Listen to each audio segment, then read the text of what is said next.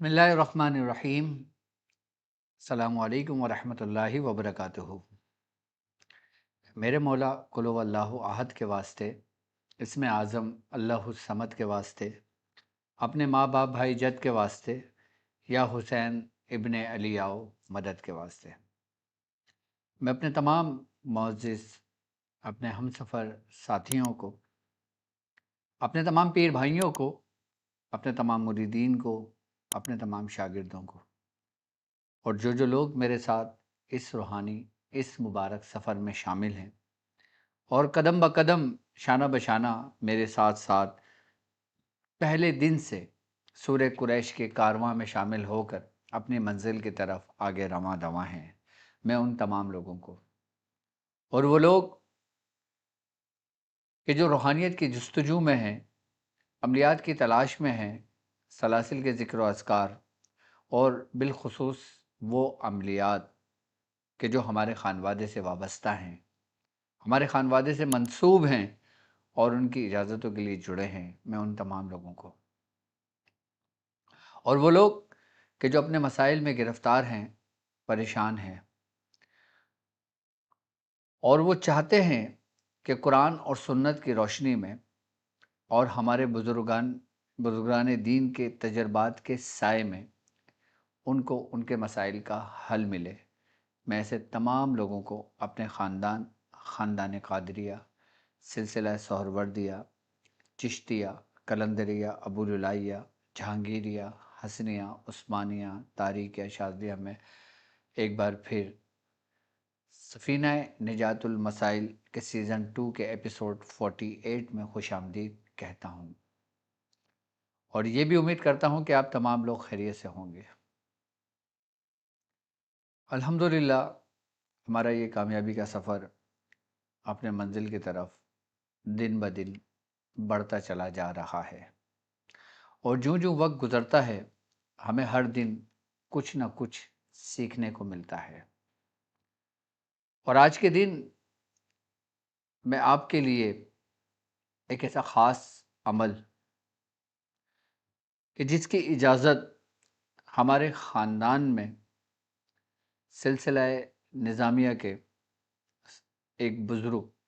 کہ جن سے خاندان نظامیہ چلا، حضرت شیخ نظام الدین اولیاء محبوب الہی، آپ سے اس عمل کی ہمارے خاندان میں اجازت آئی، اور یہ وہ عمل کہ جسے سورہ مزمل کی دعوت کے نام سے روحانیت کی دنیا میں اہل سالکین اس کو جانتے ہیں۔ دعوت سورہ مزمل کیا ہے اور اس کی ترتیب اور اس کے طریقہ کار؟ پہلے ہم اگر سورہ مزمل شریف کی طرف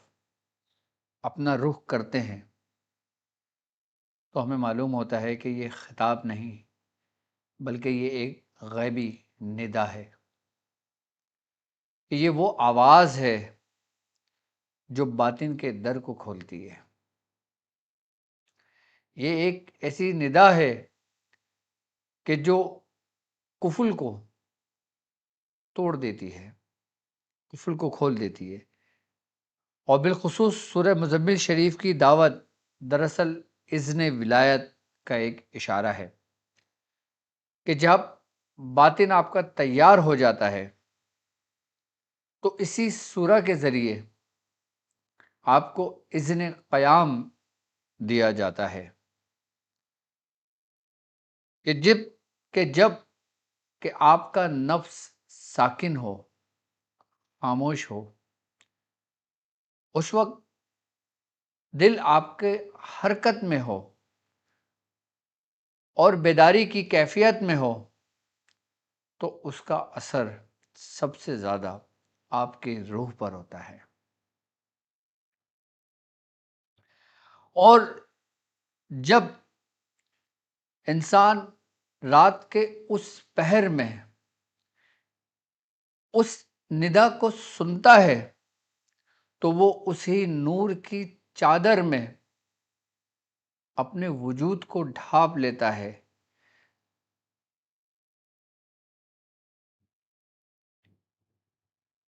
وہاں پر انسان قلب حضوری کے ذریعے اپنے رب کے روبرو اس قلب میں قیام کرتا ہے.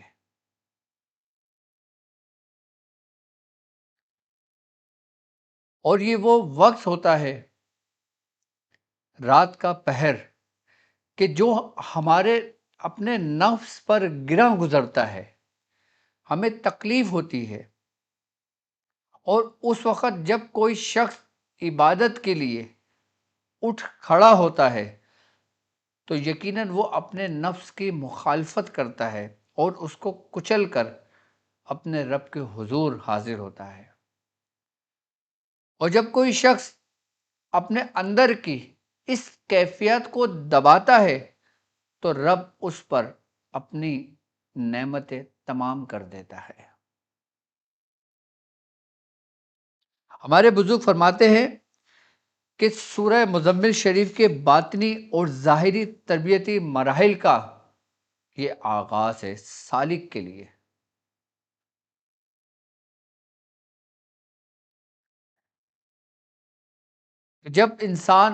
جب سالک اس کی طرف اپنا رخ کر کے حاضر ہوتا ہے اور جب وہ سورہ مزمل کی تکرار کرتا ہے تو وہی تکرار جو ہوتی ہے ایک حرارت میں بدل جاتی ہے، اور وہی حرارت ایک رگڑ کی صورت میں ایک چنگار پیدا کرتی ہے، اور وہی چنگار جو ذکر کی وجہ سے پیدا ہوئی اس نے آپ کے باطن کو روشن کر دیا. تو گویا ہمیں معلوم یوں ہوا کہ جب انسان رات کو اپنی خواہشات کو ترک کرتا ہے، اپنے عیش و آرام کو چھوڑتا ہے، اپنا نرم بستر کو چھوڑتا ہے، اور سخت سردیاں ہوں، جاڑے کے دن ہوں، اور اس میں جب وہ ٹھنڈے پانی سے وضو کرتا ہے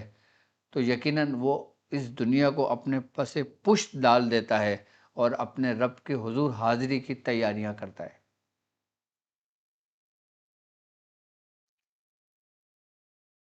اور پھر جب اس وقت وہ اللہ اکبر کہہ کر ہاتھ باندھتا ہے تو وہ دنیا کی تمام خواہشات سے ہاتھ اٹھا لیتا ہے، یعنی کہ اس منزل پر آ جاتا ہے وہ تبتل الہی تبتیلا پر، کہ وہ کٹ جاتا ہے دنیا کی ہر آسائش سے، دنیا کی ہر خواہشات سے، دنیا کی طرف سے اپنا منہ پھیر لیتا ہے، اور پھر ایک وقت ایسا آتا ہے کہ وہ خود سے بھی جدا ہو جاتا ہے. اور جب وہ خود سے جدا ہوتا ہے تو پھر وہ خود ہی تک کا سفر، ہر قدم بہ قدم ایک ہی صدا آتی ہے کہ ایک قدم اور، ایک قدم اور پھر وہی انسان رب کی بارگاہ میں مقبول بارگاہ ہو جاتا ہے. لیکن اس سفر کے آغاز کے لیے جو مشقت اٹھاتے ہیں، جو اپنے نفس کو تکلیف دیتے ہیں، جو تزکیہ نفس کرتے ہیں، پھر یہی منزلیں صرف اور صرف اسی سالک کو پکارتی ہیں کہ کامیاب ہوا وہ شخص کہ جس نے تزکیہ نفس کیا. پھر قرآن کی آیتیں اس کے لیے گواہی دیتی ہیں، اور پھر سرکار دو عالم صلی اللہ علیہ وآلہ وسلم کا فرمان عالی شان ہے کہ جس نے پہچانا اپنے نفس کو اس نے پہچانا اپنے رب کو.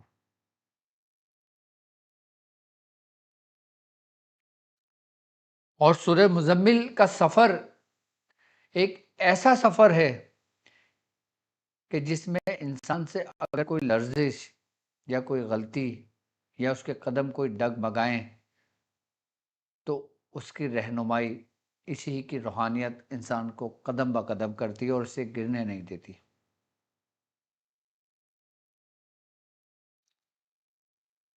سورہ مزمل کے عاملین تو بہت ملیں گے آپ کو، کہ جنہوں نے سورہ مزمل کی زکوٰۃ بھی ادا کی ہوگی، سورہ مزمل کے اعمال بھی کیے ہوں گے، سورہ مزمل سے کام بھی لیتے ہوں گے اپنی روحانیت کے لیے، دنیاوی مقاصد کے لیے، ہر مقصد کے لیے، لیکن جو صاحب دعوات ہیں سورہ مزمل شریف کے، یہ عمل جو ہوتا ہے نا، یہ معنی رکھتا ہے، یہ عبارت معنی رکھتی ہے کہ جب قم اللیل الا قلیلا، کہ یہ حکم عبادت سے زیادہ ریاضت کا حکم دیتی ہے،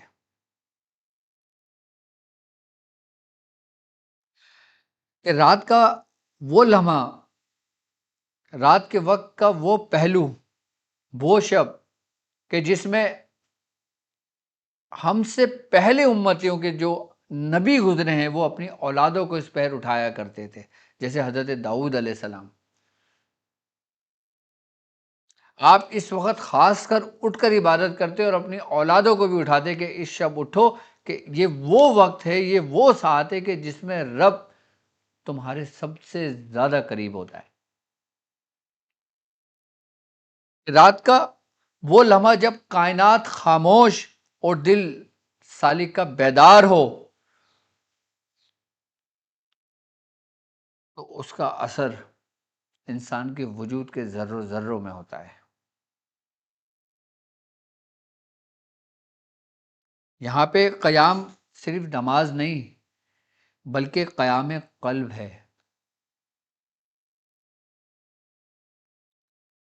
قیام قلب ہے جب سالک اپنے دل کو اللہ کے حضور کھڑا کر دیتا ہے۔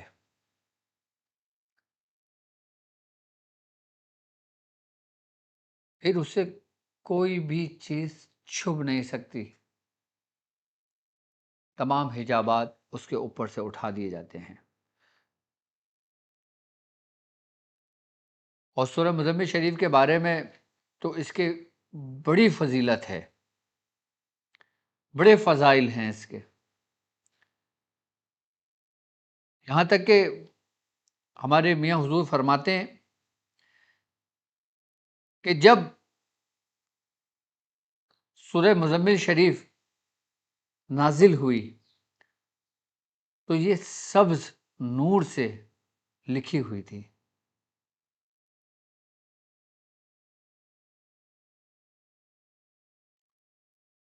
اور حضرت جبرائیل علیہ السلام آپ ایسے فرشتوں کے ساتھ روئے زمین پر نازل ہوئے کہ اس سے پہلے وہ فرشتے کبھی اس زمین پر قدم بھی نہیں رکھا،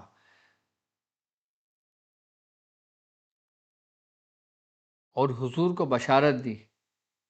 کہ اے محبوب آپ کو مبارک ہو،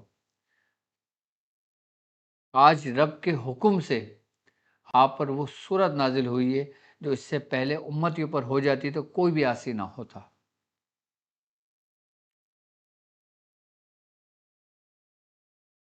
ہمارے بزرگ فرماتے ہیں کہ تم سورہ مزمل کا عمل اگر نہیں کر سکتے، کم از کم ایک مرتبہ ہی دیکھ کر اس کو اپنے معمول میں رکھو،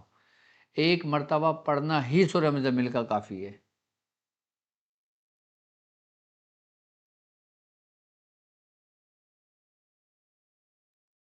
سورہ مزمل کی دعوت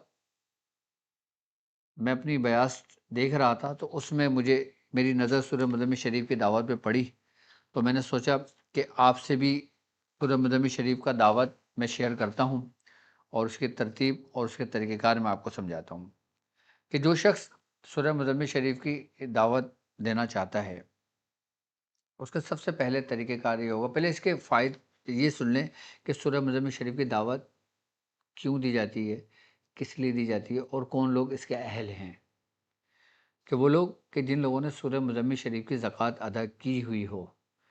وہ لوگ اس کی دعوت ادا کر سکتے ہیں، اور جن لوگوں نے سورہ مزمل شریف کی زکوٰۃ ادا نہیں کی ہوئی تو وہ پہلے سورہ مزمل شریف کی زکوٰۃ ادا کر دیں۔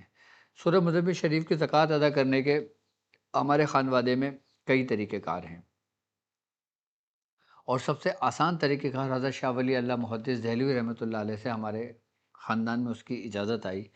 کہ آپ 40 مرتبہ روزانہ سورہ مزمل شریف 40 روز تک پڑھیں گے، تو اس کی زکوٰۃ ادا ہو جائے گی۔ اور ہمارے خاندان قادریہ میں اس کی ترتیب و طریقہ کار یہ ہے کہ 117 مرتبہ روزانہ 117 دن تک پڑھی جائے گی۔ اور ہمارے چشتیہ خاندان کے اندر طریقہ کار یہ ہے کہ 120 مرتبہ روزانہ سورہ مزمل شریف 3 دن، تو 360 کی تعداد مکمل کر دی جائے گی۔ اور جو لوگ اتنا نہیں پڑھ سکتے وہ 36 مرتبہ روزانہ بھی اس کو 10 دن میں اس کی زکوٰۃ ادا کر سکتے ہیں۔ جتنا آپ کو آسانی ہو اس آسانی کے ساتھ سورہ مزمل شریف کی زکوٰۃ ادا کر سکتے ہیں۔ لیکن دعوت سورہ مزمل جب آپ اس کی ایک زکوٰۃ ادا کر لیں اس کے بعد آپ اس کی زکوٰۃ ادا کر سکتے ہیں، دے سکتے ہیں۔ دعوت سب سے پہلے اس لیے دی جاتی ہے کہ انسان کو اطمینان قلب میسر ہو، اس کا باطن روشن ہو، بالخصوص کہ وہ اپنے اندر کے ان اسرار، ان راز جانے کہ جو اس کے اندر موجود ہوں، روحانی ترقی کے لیے، روحانیت کی جتنی منازلیں ہیں ان کو عبور کرنے کے لیے سورہ مزمل شریف کی دعوت دی جاتی ہے۔ اور جو شخص سورہ مزمل شریف کی دعوت دے دیتا ہے ایک دفعہ، پھر نہ تو اس پہ کوئی جادو اثر کرتا ہے، نہ کوئی آسیب اثر کرتا ہے، نہ کوئی شیاطین اس کو زر پہنچاتے ہیں۔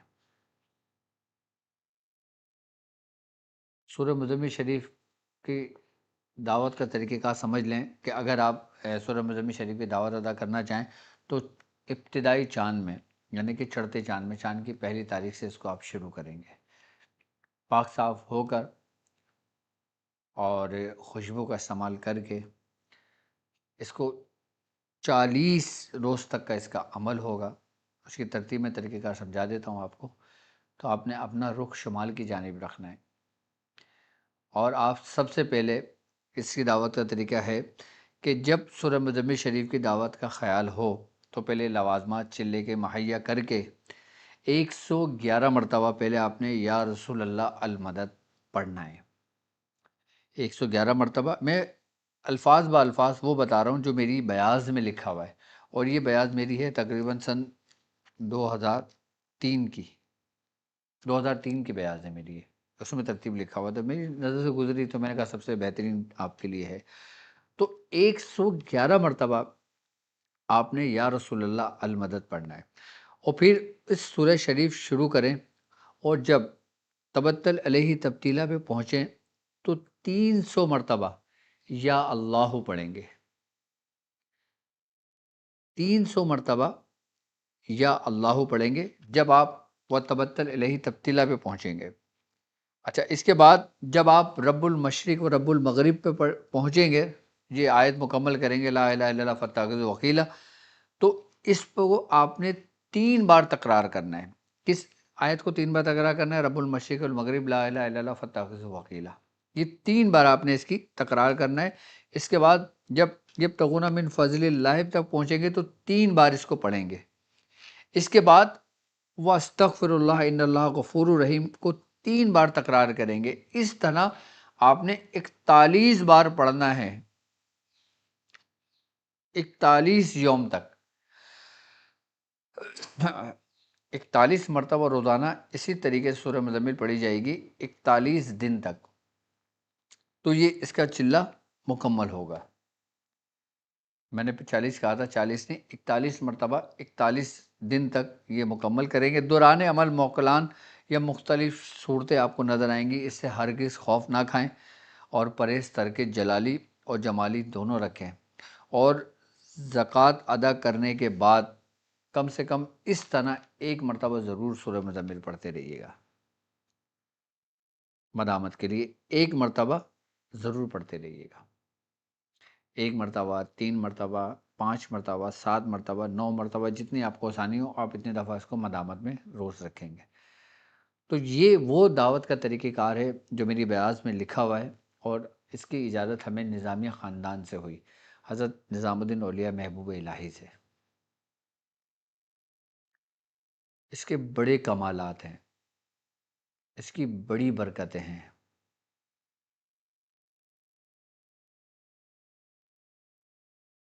اور جب 40 روز مکمل کر لیں گے، اس کے بعد اس کو اپنے ورد میں رکھیں، اور پھر آپ اس کی روحانیت اور اس کے فیوزات اور اس کی پھر آپ برکتیں دیکھیے گا۔ لیکن کوشش کرنا کہ یہ عمل جب بھی آپ کرو تو اس عمل کو آپ رات کے پہر میں کرنا۔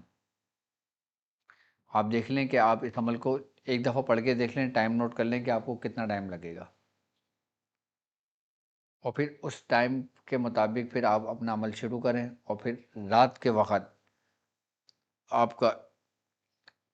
اختتامی دور شروع ہو، یعنی کہ آپ ایسے وقت شروع کریں کہ جب آپ مکمل کریں تو فجر کی اذان قریب ہو، تاکہ آپ فجر کی نماز پڑھ لیں۔ 41 روز تک آپ اپنے آپ کو محدود کر لیں، اپنی خواہشات کو محدود کر لیں، اپنے آپ کو سمیٹ لیں، اور 41 مرتبہ اسی طریقے سے پڑھنا ہے جو طریقہ میں نے سمجھایا ہے، جو میری بیاض میں لکھا ہوا ہے اور نظامیہ خاندان کا ہے۔ یاد رکھنا کہ رات کا وقت کا ذکر دلوں کی جڑوں میں اترتا ہے، جو ذکر رات کے آخری پہر میں کیا جائے، اور عملیات کے رستے میں، عملیات میں یہی وقت سب سے زیادہ مؤثر ہوتا ہے، کیونکہ اس وقت ہمارا نفس کمزور، ساکن، ٹھہرا ہوا، جبکہ قلب میں حرکت اور روح میں بیداری پیدا ہوتی ہے۔ یہ وہ وقت ہوتا ہے۔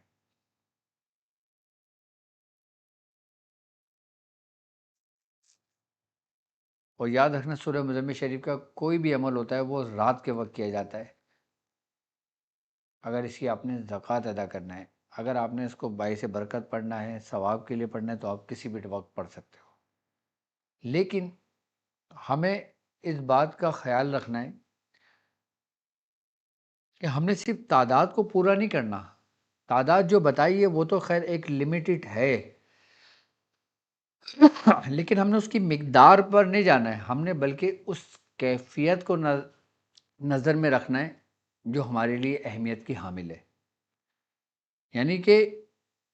ایسے اعمال میں، ایسے ذکر و اذکار میں کہ جس میں کیفیات بنتی ہوں، تو اس پہ نظر کیفیت پہ رکھی جاتی ہے، مقدار پہ نہیں، تعداد پہ نہیں۔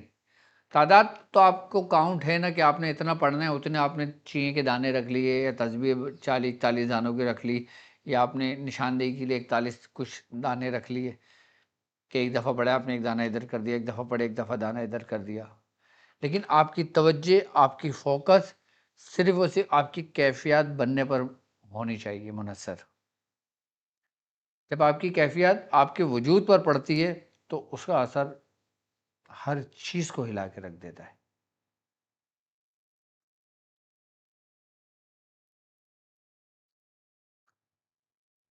اور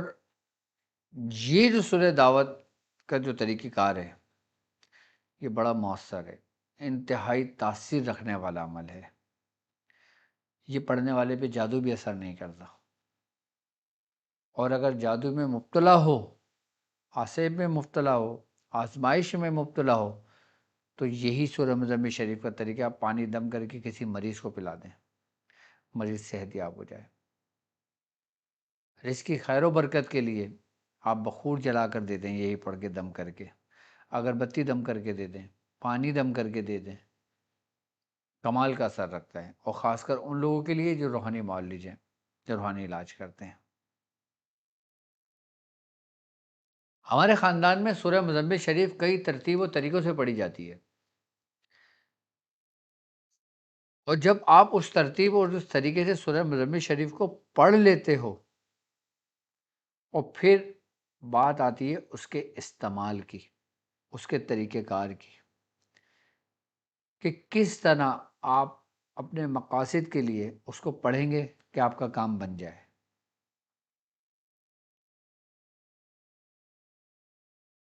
لیکن یہ طریقہ کار ایسا ہے کہ آپ نیت خالص، نیت رکھ کر، اور آپ اس سورہ مزمل شریف کو اس ترتیب سے پڑھتے ہیں، تو وہ حاجت آپ کی پوری ہو جاتی ہے۔ لیکن اس کے لیے توجہ کا ہونا، آپ کا حاضر ہونا، ایک ہوتا ہے جسم کے ساتھ حاضر ہونا، ایک ہوتا ہے دماغ کے ساتھ حاضر ہونا، جسے حاضر دماغی کہتے ہیں۔ اور اس عمل کے دوران وسوسے بھی بہت آتے ہیں، شیطانی خیالات بھی بہت آتے ہیں، ہمیں عجیب عجیب سی صورتیں بھی نظر آتی ہیں، شکلیں بھی نظر آتی ہیں، ہمیں عجیب عجیب سی آوازیں بھی آتی ہیں، کہیں آوازیں خوفناک ہوتی ہیں، کہیں آوازیں اپنی طرف مائل کرنے والی ہوتی ہیں، اور کئی آوازیں ایسی ہوتی ہیں کہ جن کو سننے کا دل چاہتا ہے، لیکن وہ صرف اسی لیے ہوتی ہیں کہ انسان کا عمل خراب ہو۔ ان شکلوں کا دکھنا، آوازوں کا آنا، یہ سب وہ سب آپ کے ارد گرد جو جنات ہوتے ہیں، جو اس کے موکلان ہوتے ہیں، یہ ان کی حرکت اور ان کی موجودگی کا احساس ہوتا ہے۔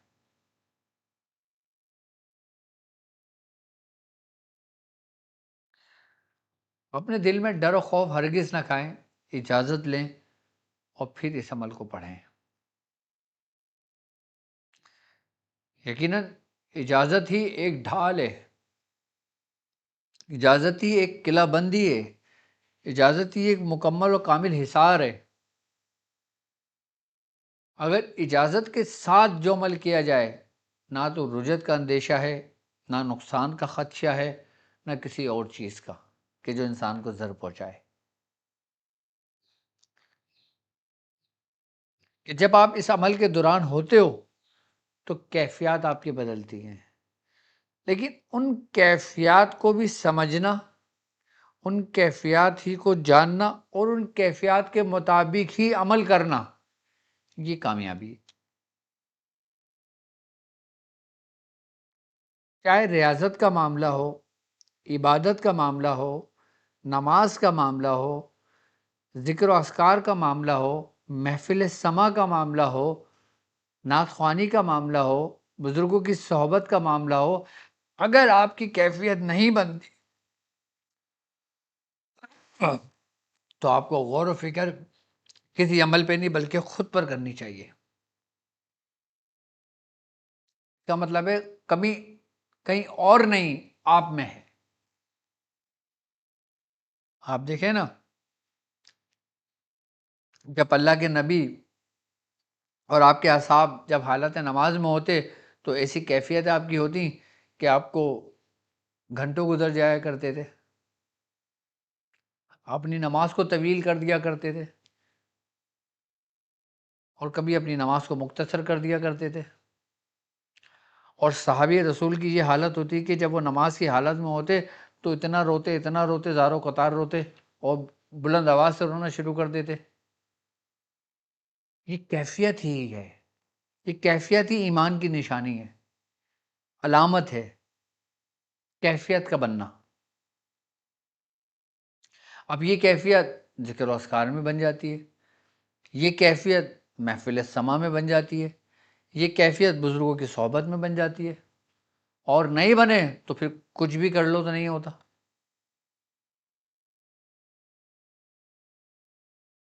کیفیت دراصل دل کی نرمی کا نام ہے، دل میں ہونے والی تبدیلی کا نام ہے، قلب الٹا پلٹا، الٹنے پلٹنے، بدلنے کے، تبدیلی کا نام ہے۔ اور جب یہ بدلتا ہے تو قلب مختلف کیفیات سے گزرتا ہے، لیکن یہ چیز دیکھی جاتی ہے کہ ہمارے اوپر جس وقت جو کیفیت کا غلبہ ہے وہ کس سمت ہے، وہ والسابقون والسابقون والی کیفیت ہے یا پھر اسفل والی کیفیت ہے۔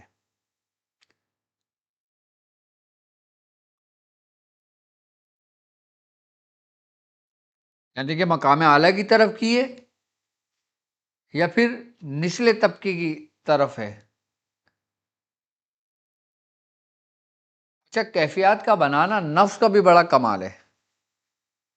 نفس ہمیں سب سے زیادہ جو روحانیت کے راستے میں گمراہ کرتا ہے نا، وہ اپنی بنائی ہوئی مصنوعی کیفیات سے کرتا ہے، کہ جس کی پہچان و پکڑ اتنی آسان نہیں ہوتی۔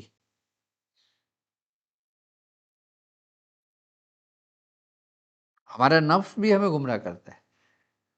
ہمارا نفس بھی ہمیں راہوں سے بھٹکاتا ہے، لیکن وہ اگر تم ایک عبادت میں ہو تو نفس تم کو عبادت سے دور ایسے نہیں کرے گا کہ تمہیں بولے گا کہ اب نہ کریو، بلکہ وہ اسی کے اندر آپ کی ایسی کیفیات بنائے گا کہ آپ کو اس کیفیات سے نکال لے گا۔ کیسے؟ کہ یار تو یہ پڑھ رہا ہے، تو ایک کام کر، اس کے ساتھ اس کو اتنا پڑھ لے، اب اس کو ساتھ اس کو اتنا پڑھ لے، اس کے ساتھ اس کو اتنا پڑھ لے۔ اب آپ کی جو حقیقی کیفیت بن رہی تھی، اس نفس نے دھوکہ دیا آپ کے اپنی ہی کیفیت کو، کہ اصل جو کیفیت تھی وہ آپ کی دب گئی، اور اس نے نفس نے اپنے اثر کو تمہارے اوپر مسلط کر دیا، تو اپنی کیفیت کو تمہاری کیفیت پہ مسلط کر دیا، اور پھر وہ چیز بھی رہ گئی، اور پھر وہ آپ کو آگے نکال کے کہیں اور لے گیا۔ اب جیسے مثال اس کی ایسے کہ جیسے میں سورہ مزمل شریف پڑھ رہا ہوں 11 مرتبہ، بھرپور کیفیت بن رہی ہے میری، اور سکون حاصل ہے مجھے۔ اب میرا نفس مجھے یہ نہیں کہے گا تو 11 بار کیوں پڑھ رہا ہے، بلکہ وہ یہ کہے گا کہ تو اس کو 21 بار کر لے، تو اس کو 40 بار کر لے، تو اس کو 200 بار کر سکتا ہے، تو اس کو 300 بار کر سکتا ہے، تو اس کو 400 بار کر سکتا ہے۔ اب انسان اس 11 کی کیفیت سے نکل کر جب وہ آگے کی طرف گیا تو اس نے پچھلے والے کو چھوڑ دیا، پھر بڑھتے بڑھتے اتنی کیفیت پہ چلا جاتا ہے کہ جس سے انسان خود اس عمل کو چھوڑ دیتا ہے، اس سے بیزار ہونے لگتا ہے، اسی وہ کیفیت ہی نہیں بنتی جو 11 بار میں بن رہی تھی۔ اب نفس کا وار کیسا ہوا، یہ صرف آپ کو میں نے سمجھانے کے لیے مثال دی ہے۔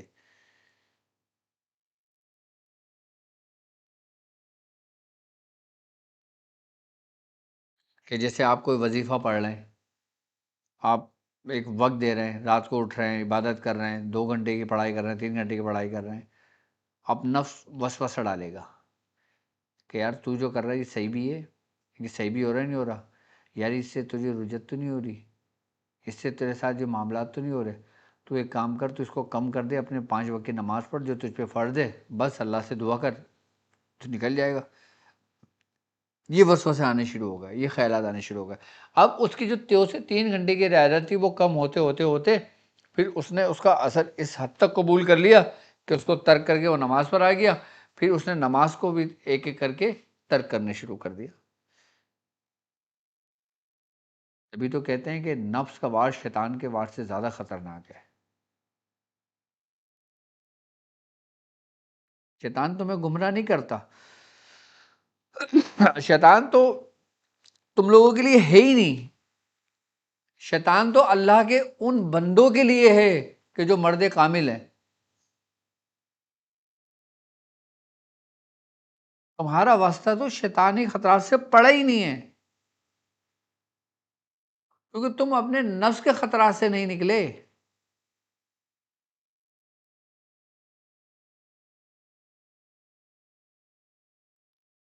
جب تم نفس کے خطرات سے نکلو گے، جب تم آگے کی طرف بڑھ رہے ہوگے، اور جس رستے پہ تم جاؤ گے نا، اس رستے پہ تمہیں بیٹھا ہوا ملے گا بیچ رستے میں پیر پھیلائے ہوئے، جی حضرت جی کہاں چل دیے آپ؟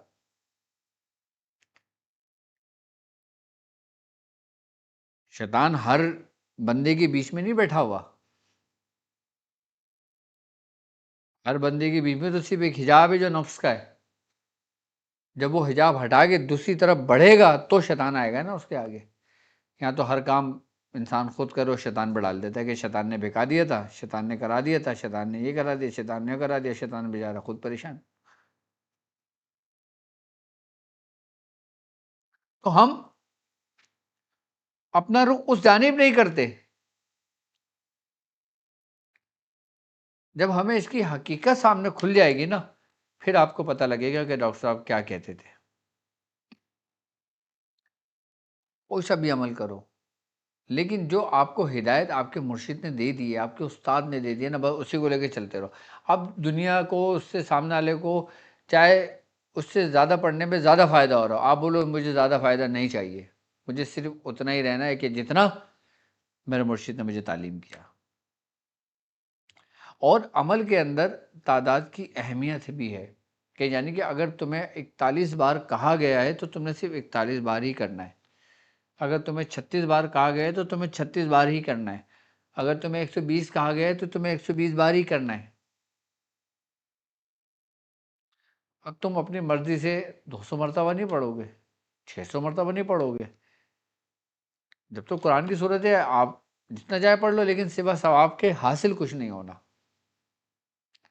حاصل کرنے کے لیے پھر وہی طریقہ سمجھنا پڑے گا، وہی طریقہ جاننا پڑے گا جو سرکار دو عالم صلی اللہ علیہ وآلہ وسلم نے مولا کائنات حضرت علی کرم اللہ وجہ الکریم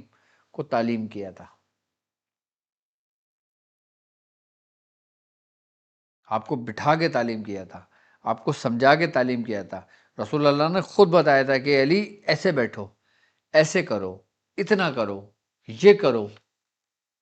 وہ کیا تھا؟ وہ ایک ترتیب اور ایک طریقہ کار ہی تو تھا جو رسول اللہ صلی اللہ علیہ وآلہ وسلم نے مولا کائنات کو جو ذکر کا طریقہ کار تعلیم کیا تھا، اسی کی تو بنیاد ہے، وہیں سے تو ذکر شروع ہوا ہے سارا، وہیں سے تو سلوک کا سفر شروع ہوا ہے، وہیں سے تو ریاضت کا سلسلہ شروع ہوا ہے۔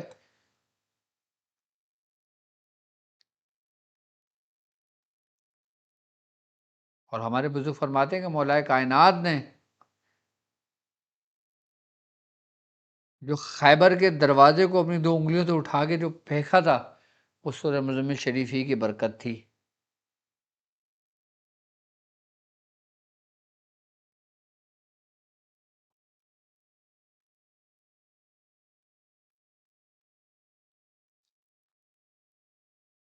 سورہ مزمل شریف کو آپ کیا سمجھتے ہیں؟ یہ اولیاء اللہ کی تلوار ہے، اور یہ ولایت کی قندیل ہے، یہ ولایت کا ایک چمکتا ہوا ستارہ ہے۔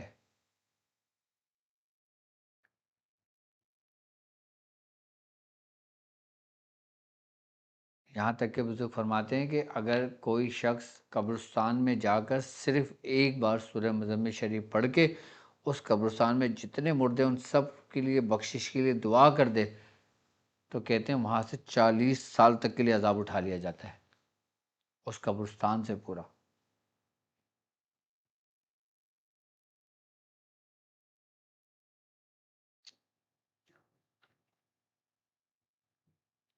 تو سورہ مزمل شریف کی بڑی برکتیں ہیں، اور سورہ مزمل شریف کی دعوت یہ میری نظر سے گزری تو میں نے آپ کے لیے آپ کی خدمت میں پیش کر دی، اور جو لوگ اس کی ادا کرنا چاہیں تو وہ اجازت لے سکتے ہیں۔ ہماری ویب سائٹ www.drعبدالواجد شاذلی، اور اس کے علاوہ آپ کے اسکرین پر بھی نمبر چل رہا ہے، آپ اس نمبر پہ بھی کال کر سکتے ہیں، رابطہ کر سکتے ہیں، اپنے مسائل اور ان کے حل کے لیے بھی کر سکتے ہیں، اور جس کو جو چاہیے وہ وہاں سے حاصل کر سکتا ہے۔ اگر کوئی اپائنٹمنٹ لینا چاہتا ہے تو www.drعبدالواجد شاذلی سے وہاں سے لے سکتا ہے، اگر کوئی بات کرنا چاہتا ہے تو وہاں پہ بات کر سکتا ہے۔